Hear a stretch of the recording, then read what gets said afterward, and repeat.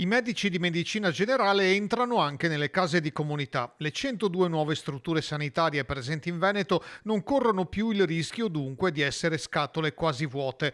L'accordo firmato dalla Regione e dai sindacati prevede la presenza dei medici di famiglia, oggi organizzati nelle aggregazioni funzionali territoriali, secondo una turnazione che copra la fascia oraria dalle 8 alle 20 dal lunedì al venerdì. È un accordo che è nato in condivisione e quindi abbiamo costruito un percorso che ci ha permesso volta per volta di lavorare appunto a dei punti fondamentali.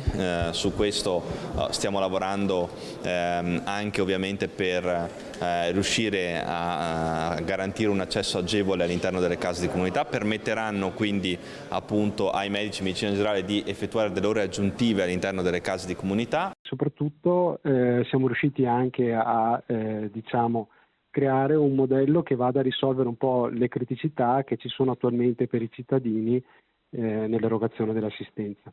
Il sistema di questo cosiddetto modello Veneto andrà a regime dopo l'estate. Ai pazienti deve essere chiaro a chi rivolgersi in caso di bisogno. I cittadini continueranno a recarsi dal proprio medico di medicina generale come sempre, quindi rimane il primo punto di riferimento, il punto fondamentale.